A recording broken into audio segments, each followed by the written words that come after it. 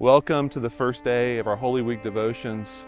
This is Monday of Holy Week, and it's probably evident that we're not filming this in Apex, North Carolina. This is in London. We're on a mission trip to Wales, where we have a partnership with a church plant called Redeemer in Cardiff. And you'll be hearing later this week from one of the pastors at Redeemer, whose name is Nash Manuna.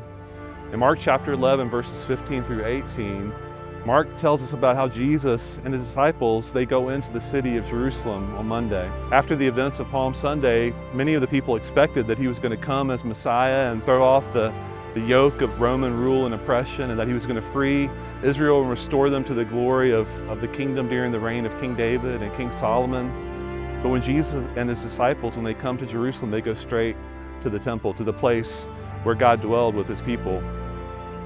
And Jesus proceeds to do what nobody expected. When he gets to the temple, he focuses in on the religious leaders, and he starts teaching, and he starts saying, hey, you've turned this place of prayer into a den of thieves. They've turned what was God had designed to be a place where the nations could come and worship him into a political economy, a marketplace.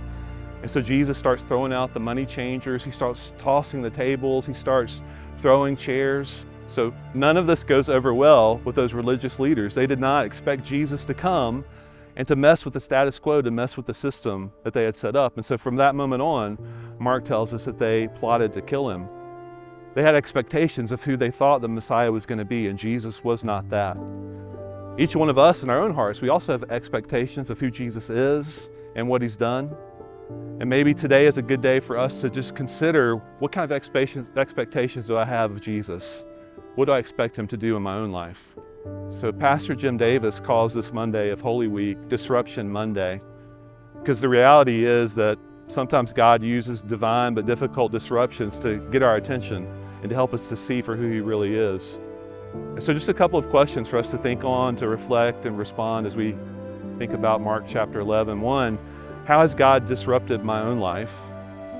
How has he shattered the expectations that maybe I had of who Jesus is and what he's done? And then how has God used those disruptions in my life to teach me more about himself and about his kingdom? You know, this Monday is a continuation of a journey where Jesus is on this course where, as the Messiah and as the King, he's going to willingly give up his life to the Romans and let them kill him upon a cross. That was surprising, and it blew the expectations of the people of Israel into the water, but it's also today equally as surprising for us as we think about how the creator of the world would give up his life for his own creation.